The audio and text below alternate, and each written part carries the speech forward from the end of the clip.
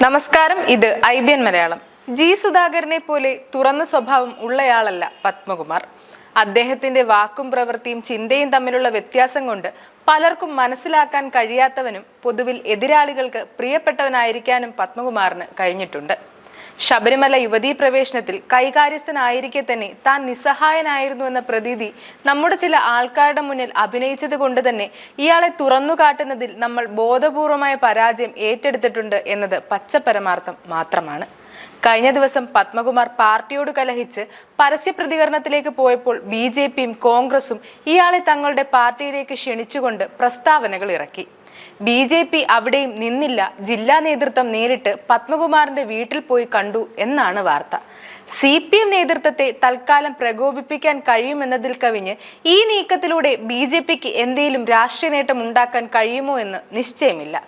ഇതിൽ രാഷ്ട്രീയ നേട്ടമാണ് ലക്ഷ്യമെങ്കിൽ BJPയുടെ ഭാഗമായ പത്മകുമാറിന് ചെയ്യാൻ കഴിയുന്നതിനേക്കാൾ അടിവേലകൾ CPMന്റെ ഭാഗമായി നിലനിന്നുകൊണ്ട് തന്നെ പത്മകുമാറിന് ചെയ്യാൻ കഴിയും. ഇനിയും കോൺഗ്രസിലേക്ക് പോയാൽ BJPക്ക് ക്ഷീണം പറ്റിയേക്കും എന്നാണെങ്കിൽ അതിന് യാതൊരു സാധ്യതയുമില്ല. ശബരിമല വിഷയത്തിൽ പ്രതിസ്ഥാനത്ത് നിൽക്കുന്ന ഒരാളെ ഏറ്റെടുത്ത് രാഷ്ട്രീയാഭയം നൽകുന്നതിന്റെ അപകടം BJPക്ക് അറിയാവുന്നതിനേക്കാൾ കോൺഗ്രസിന് അറിയാം എന്നാണ് ഞാൻ മനസ്സിലാക്കുന്നത്.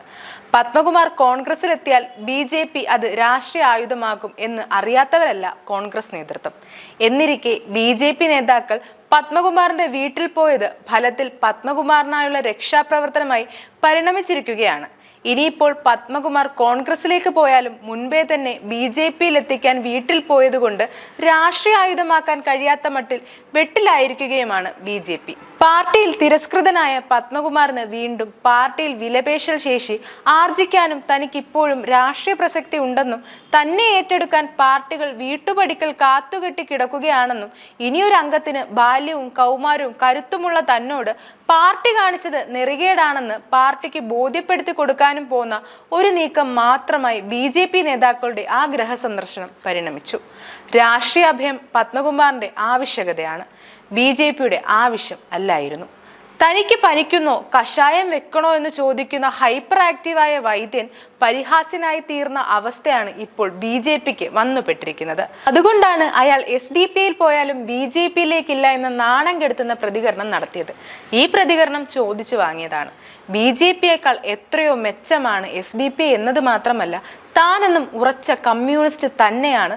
താൻ പ്രതികരിച്ചത് പാർട്ടിയുടെ നെറികേടിനെതിരെ മാത്രമാണെന്ന് വരുത്തി തീർത്ത് പാർട്ടി അണികൾക്കിടയിൽ സ്വീകാര്യത നേടാനും അച്ചടക്ക നടപടി ലഘൂകരിക്കാനും ഖാദി ബോർഡ് പോലുള്ള ഏതെങ്കിലും ബോർഡിലെ ചുമതല ഉറപ്പുവരുത്താനും ഉതകുന്ന ഒരു സാഹചര്യ സൃഷ്ടിയാണ് സംജാതമായിരിക്കുന്നത്.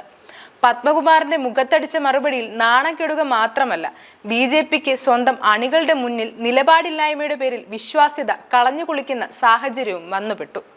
ശബരിമല യുവതീ പ്രവേശനം, ചന്ദ്രൻ ഉണ്ണിത്താന്റെ മരണത്തിലേക്ക് നയിച്ച സംഘടിത ആസൂത്രിത ആക്രമണം, പ്രതികളെ ഒളിവിൽ പാർപ്പിച്ചത്, കുമ്മനത്തിനെതിരായ കേസിന്റെ നിർമ്മാണം തുടങ്ങി നിരവധി കാര്യങ്ങളിൽ ഓർമ്മ നഷ്ടപ്പെടുത്താൻ പാടില്ലായിരുന്നു എന്ന അഭിപ്രായം എനിക്കുണ്ട് എന്ന് പറഞ്ഞിരിക്കുന്നത് ഡോക്ടർ ഭാർഗവറാമാണ്.